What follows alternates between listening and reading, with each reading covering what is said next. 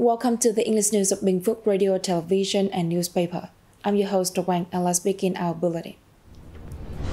Binh Phuoc applying science and technology in cashew cultivation and processing. Binh Phuoc encourages seniors to embrace digital, green transformation, and entrepreneurship. General Secretary To Lam and his spouse begin their state visit to Republic of Azerbaijan.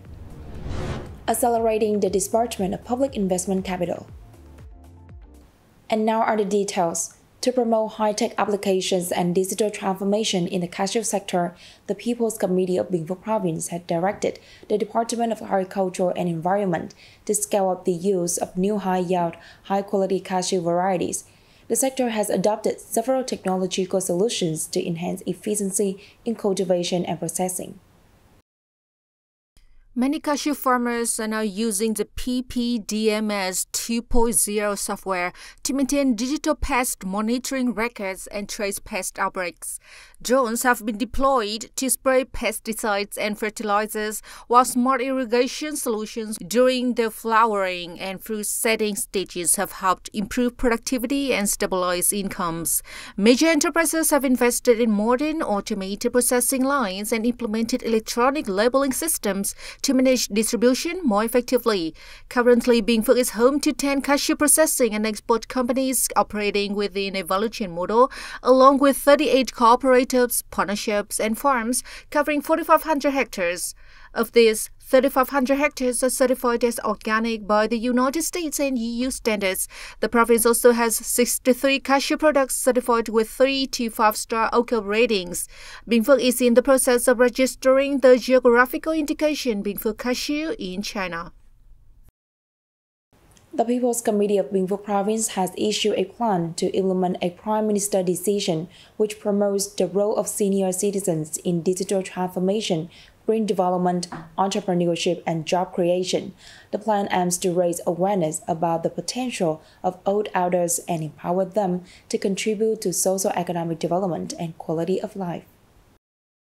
The province will roll out a range of initiatives with communication efforts playing a central role. Activities such as conferences, forums, talk shows, and events like the Senior Citizens Tree Planting Day in memory of President Ho Chi Minh will be organized. The plan also includes networking opportunities where successful senior entrepreneurs share their experiences with peers. Binh Phuoc will pilot models involving seniors in green production and environmental protection, as well as entrepreneurship and job creation. The province will also strengthen research and propose supportive policies for elderly engagement in these sectors. Study tours and experience sharing programs both locally and abroad will also be conducted. With this comprehensive plan, Binh Phuoc aims to harness the experience and skills of senior citizens to drive digital and green transformation and economic development. To support policy beneficiaries in improving production, incomes, and living standards, the Bù Gia Mập District Branch of Vietnam Bank for Social Policies in Binh Phuoc has accelerated loan reviews and disbursements since the beginning of 2025. As of now, the branch has disbursed loans to 538 households, totaling over 32.4 billion Vietnam dong. This brings total outstanding loans to more than 538.2 billion Vietnam dong, serving 9147 borrowers, with a credit growth rate of 2.01%. Loan quality remains high, with overdue debts accounting for just 0.04%. Debt collection has also been strong, with over 21.8 billion Vietnam dong collected, equivalent to 67.32% of disbursed amounts. In addition, the bank has mobilized over 9.3 billion Vietnam dong in idle capital from the community. In the coming period, the branch will continue to coordinate with local authorities and savings credit groups to improve loan delivery and better serve the financial needs of people in disadvantaged areas.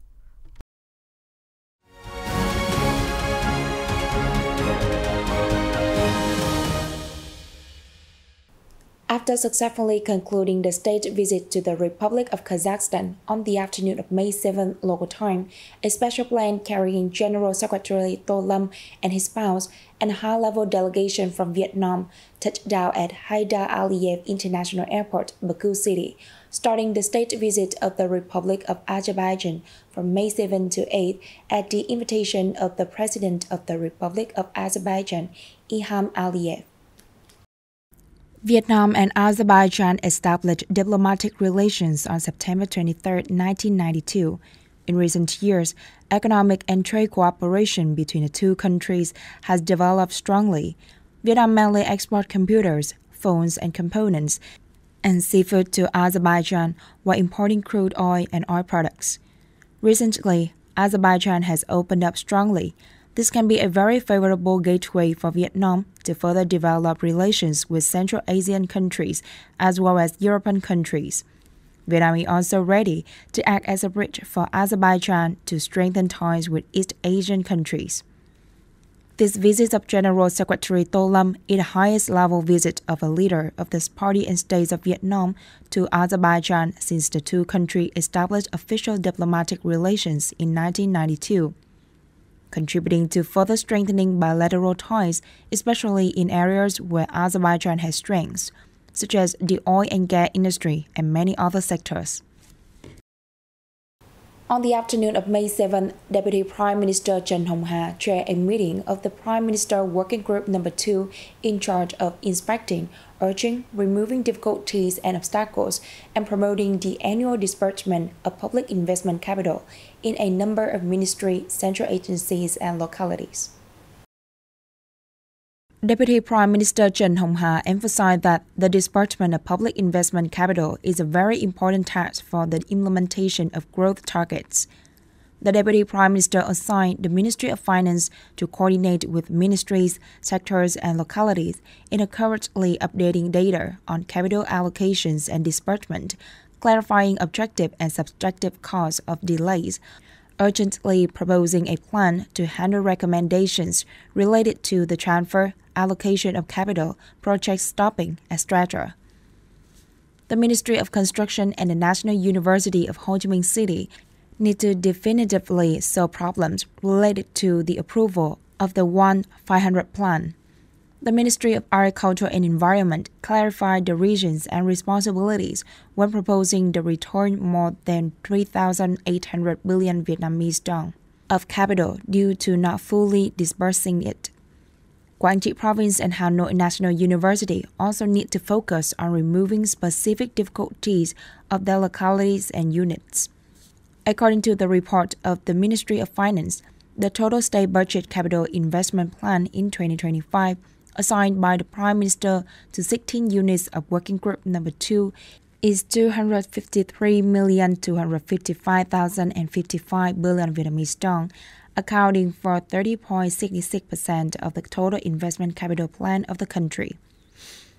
As of May 6, the total allocated capital is 250,126,601 billion Vietnamese dong, reaching 89.76% of the plan, in which 4 out of 7 ministries, central agencies, and 5 out of 9 localities have allocated 100% of the allocated capital plan.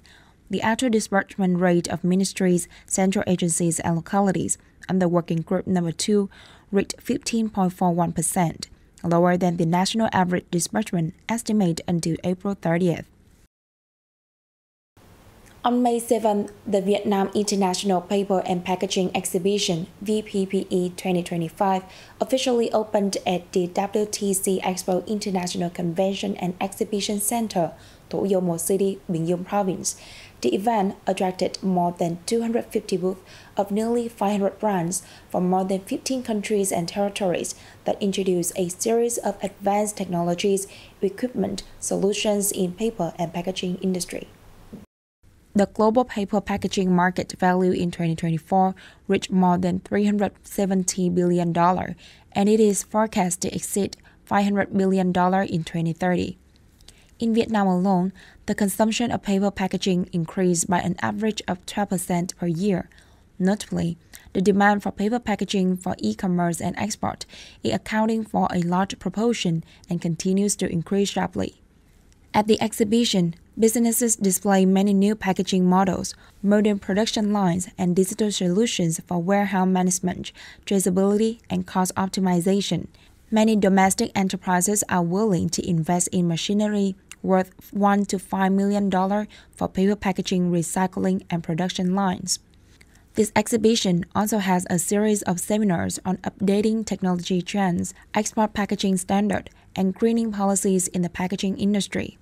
The exhibition will last until May 9, being an important bridge to help domestic businesses catch up with global trends, improve competitiveness, and gradually conquer the international market. And that's all for today on BPTV News. Once again, thanks for your watching and goodbye for now.